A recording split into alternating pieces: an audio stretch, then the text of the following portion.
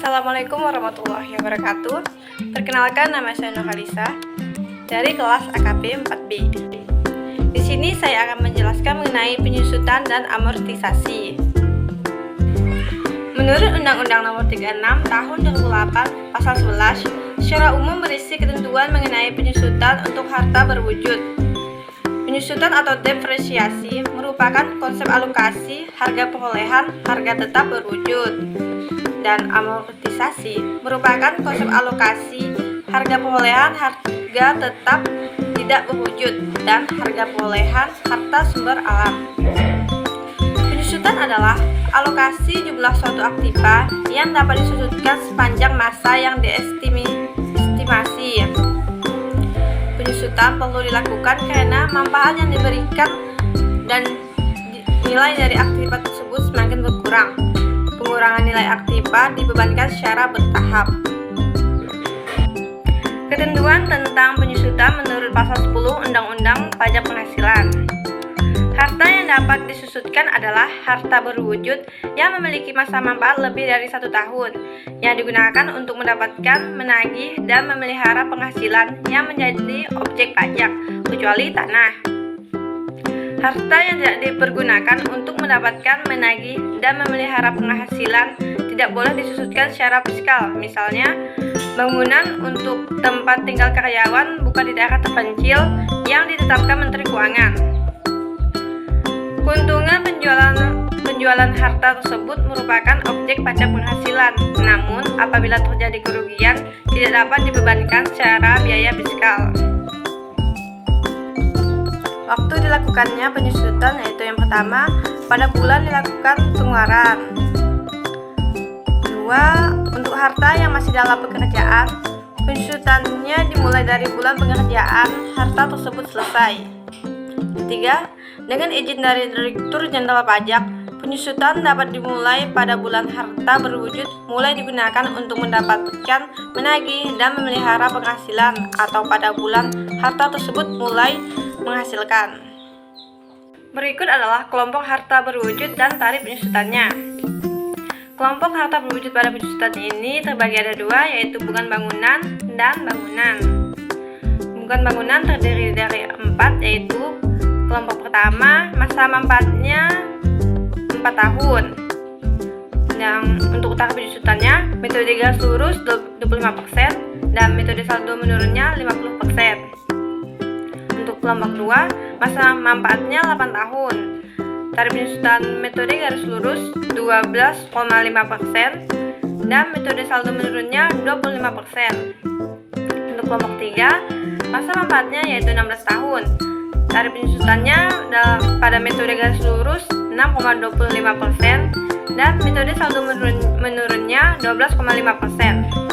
Pada kelompok 4, masa manfaatnya yaitu 20 tahun dengan tarif penyusutan metode garis lurusnya 5% dan metode saldo menurunnya 10%.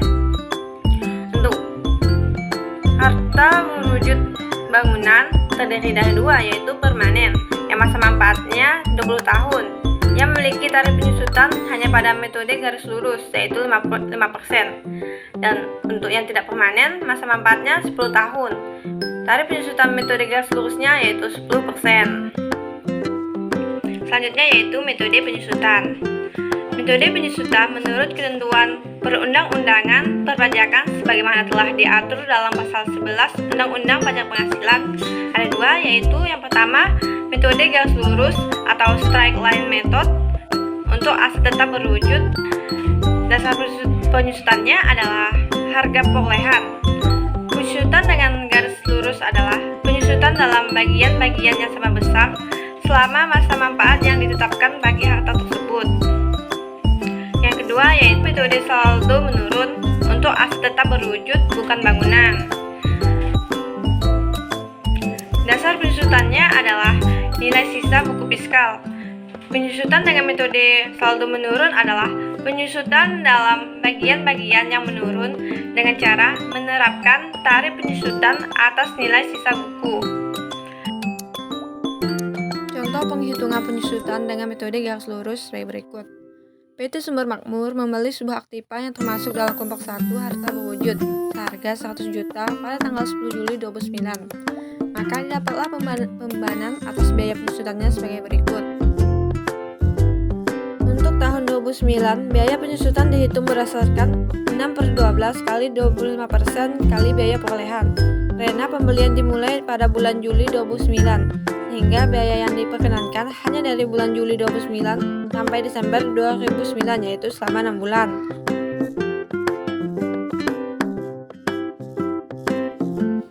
Contoh penghitungan penyusutan dengan metode saldo menurun. Pada PT Jaya Abadi membeli sebuah aktiva yang termasuk dalam kelompok 1 harta berwujud seharga 100 juta pada tanggal 10 Juli 2009. Maka didapatlah penyusutannya sebagai berikut. Metode saldo menurun ini menerapkan tarif penyusutan atas nilai sisa buku, dan pada akhir masa manfaat yang disusutkan dengan metode saldo menurun ini harus disusutkan sekaligus. Selanjutnya yaitu mengenai amortisasi. Ketentuan mengenai amortisasi harta tak berwujud diatur dalam Undang-Undang Pajak Penghasilan Nomor 36 Tahun 2008 Pasal 11A Ayat 1 dan 1A yang menyatakan amortisasi atau pengeluaran untuk memperoleh harta tak berwujud dan pengeluaran lainnya termasuk biaya perpanjangan hak guna bangunan, hak guna usaha, hak pakai, dan muhibah goodwill yang mempunyai masa manfaat lebih dari 1 tahun yang digunakan untuk mendapatkan, menagih, dan memelihara penghasilan dilakukan dalam bagian-bagian yang sama besar atau dalam bagian-bagian yang menurun selama masa manfaat yang dihitung dengan cara menerapkan tarif amortisasi atas pengeluaran tersebut atau atas nilai sisa buku dan pada akhir masa manfaat diamortisasi sekaligus dengan syarat dilakukan secara taat asas. Amortisasi dimulai pada bulan dilakukannya pengeluaran, kecuali untuk bidang usaha tertentu yang diatur lebih lanjut dengan Peraturan Menteri Keuangan. Sesuai pasal 11A ayat 2, untuk menghitung amortisasi, masa manfaat dan tarif amortisasi ditetapkan sebagai berikut.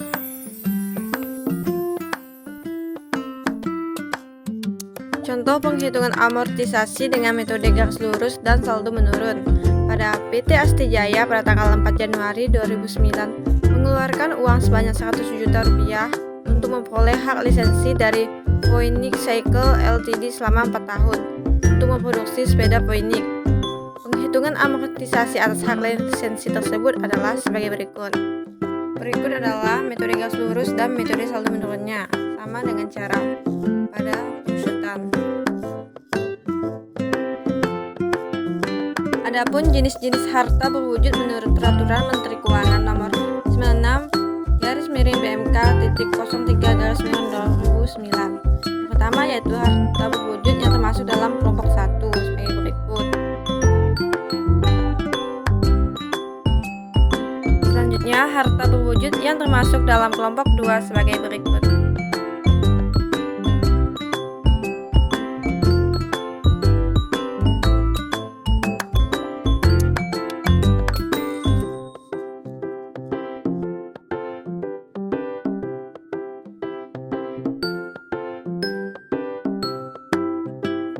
Selanjutnya, harta berwujud yang termasuk dalam kelompok 3 sebagai berikut.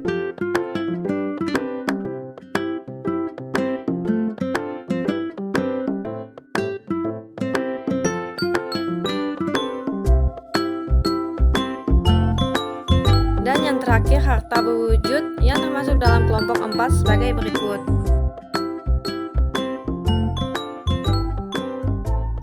Sekian pemaparan materi dari saya akhiri. Wabillahi taufiq wal hidayah. Wassalamualaikum warahmatullahi wabarakatuh.